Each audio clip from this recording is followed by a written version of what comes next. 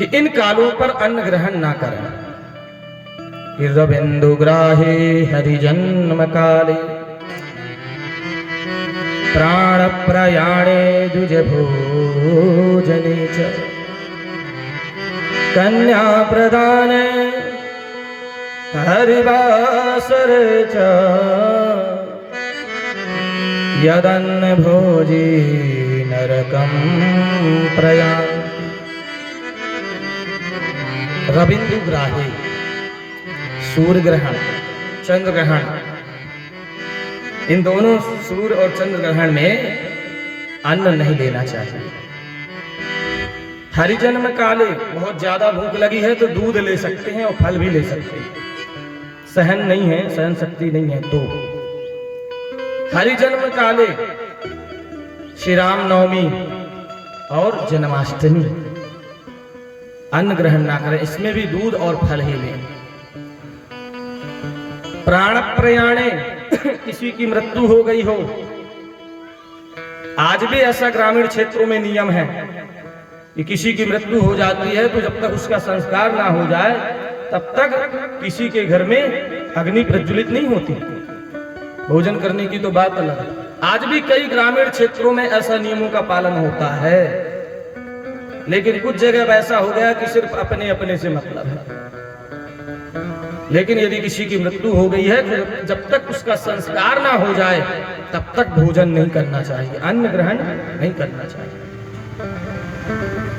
प्राण प्रयाणे द्विज भोजने चा, ब्राह्मणों को निमंत्रण किया है, निमंत्रण दिया है, कोई हवन करवाते हैं, कोई उद्यापन करवाते हैं तो ब्राह्मणों को भोजन कराते हैं कि हमारा कार्य सफल हो, यज्ञ सफल हो, इस निमित्त ब्राह्मणों को भोजन कराया जाता है, तभी यज्ञ सफल होता है।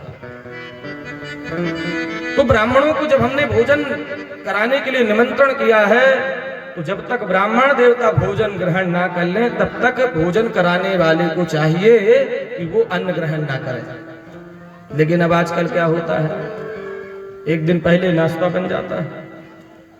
यदि कोई सत्संगी है, सत्संग किए हैं तो उनको ज्ञान है कि कब क्या लेना है, लेकिन सत्संग के अभाव के कारण, सत्संग ना करने के कारण जब पता नहीं है तो नाश्ता, फिर इसके बाद कई लोग तो ऐसे भी होते हैं कि भोजन बन रहा होता अंदर वहां चालू हो जाता है, फिर इसके बाद ब्राह्मण देवताओं का, ये गलत है। लेकिन आज भी बहुत से लोग टाइम से ब्राह्मणों को भोजन कराते हैं 11-12 बजे की, जिससे इसके बाद सब लोग भोजन करें।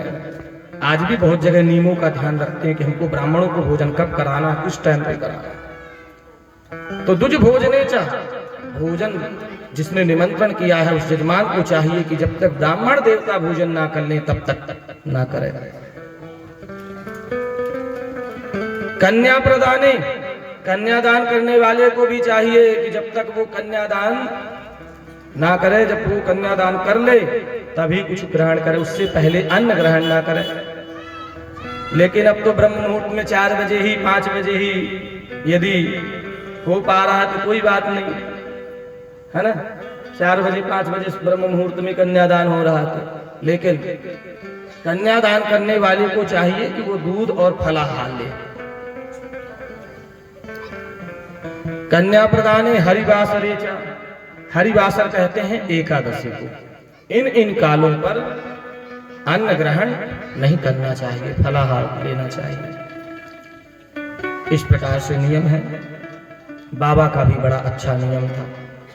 समभ्यर्च जनार्दन, एक तो एकादशी व्रत में निष्ठा, दूसरी निष्ठा थी शालिग्राम भगवान की सेवा किया करते थे नंद बाबा। शालिग्राम भगवान यानी जनार्दन, शालिग्राम भगवान की सेवा तुलसी से होती है, बिना तुलसी के ठाकुर जी की सेवा नहीं होती। इसलिए वो भगवान शालिग्राम में और तुलसी जी में निष्ठा रखते थे नंद बाबा। ये तीनों में निष्ठा रखने वाले को चाहिए, किसमें? एकादशी व्रत में, शालिग्राम भगवान की सेवा में, तुलसी में। जो इन तीनों में निष्ठा रखता है वही वैष्णव है। निश्चित ही उसके अंदर वैष्णवता है। और बाबा तुलसी दल लेकर के शालिग्राम भगवान की सेवा करते। ओम केशवाय नमः। ओम माधवाय नमः, ओम नारायणाय नमः, ओम गोविंदाय नमः, ओम त्रिविक्रमाय नमः, ओम पद्मनाभाय नमः, ओम दामोदराय नमः, श्री रामचंद्राय नमः, श्री कृष्णचंद्राय नमः, वामनाय नमः, सिंहाय नमः। आपको भगवान के जितने भी अवतार होते हैं उनमें से जो भी नाम स्मरण आए आप वो नाम लेकर के और नमः या नमस्कार करके, आपसे नमः भी यदि नहीं आ रहा तो नमस्कार करके ही, उसका अर्थ ही यही है, नमः यानी नमस्कार, और तुलसी दल भगवान में चढ़ा सकते हैं। कभी 5 तुलसी दल तो कभी 11 तुलसी दल तो कभी 108 तुलसी दल, जिसको जैसी सेवा करना है। हमारे घर में लड्डू गोपाल जी नहीं है तो कोई बात नहीं, लड्डू गोपाल जी की छोटी सी चित्रपट ही रख सकते हैं, उनके चरणों में भी आप चढ़ा सकते हैं जिनके घर में नहीं है। भगवान विष्णु के चित्रपट भी चढ़ा सकते हैं ठाकुर जी की सेवा मानते हुए। इस प्रकार से ये तीनों निष्ठा होनी चाहिए। माता तुलसी की सेवा पूजा अवश्य करें। हमारे भारतीय संस्कृति में ऐसा कोई घर का आंगन ना होगा जिस आंगन में माता तुलसी विराजित नहीं है। लेकिन जिसके यहाँ आंगन नहीं है तो भी वो गमले में किसी न किसी रूप में छत में कहीं ना कहीं स्थापित करते हैं और तुलसी जी की सेवा करते हैं, जल चढ़ाते हैं, चंदन चढ़ाते हैं, फूल चढ़ाते हैं, आरती करते हैं, धूप दीप नैवेद्य अर्पण करते हैं। तुलसी की सेवा परमावश्यक है। तुलसी जी में निष्ठा अवश्य रखें। तुलसी की माला, तुलसी की कंठी गले में धारण करें। ये नहीं कि कौन धारण कर सकता है कौन नहीं, सभी वर्ण के लोग तुलसी की कंठी माला धारण कर सकते हैं, लेकिन ध्यान इस बात पर ध्यान देना होगा कि नियम में रहे, सदाचार का पालन करे, व्यसन ना कर रहा हो, मदिरा पान आदि ना करे। जो गले में तुलसी की कंठी माला पहने वो इन सब चीजों से दूर रहे, स्पर्श भी ना करे। लेकिन यदि वो धारण करके यदि ये सब सेवन करता है तो वो नरक जाता है, उसे बहुत बड़ा पाप लगता है। इसीलिए जो इन सब चीजों से बच के रह रहा हो वो ही तुलसी की कंठी और माला धारण करे। तुलसी की कंठी और तुलसी की माला परम आवश्यक है सभी के लिए। यदि हमारे गले में तुलसी की कंठी माला है तो हम साधारण जल से स्नान करते हैं ना, साधारण जल से। स्कंद पुराण में लिखा है कि जब हम साधारण जल से स्नान करते हैं तो उस साधारण जल से भले ही हम स्नान करते हैं, हमें स्नान करने का फल गंगा, जमुना, सरस्वती, गोदावरी, कृष्णवेण्या, महानदी, ताप्ती, जमुना, गोमती, क्षिप्रा, इन नदियों में स्नान करने का फल मिलता है।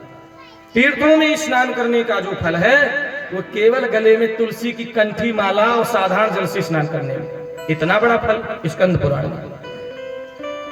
कितना किराया लगा के जाना पड़ता है, समय स्वास्थ्य को देखते हुए, ठंडी है कि गर्मी है, तभी कहीं हम गंगा जमुना में स्नान कर पाते हैं। लेकिन माता तुलसी की कृपा देखिए कि तुलसी जी की कृपा से केवल गले में धारण करने मात्र से सभी नदियों में स्नान करने का फल मिलता है।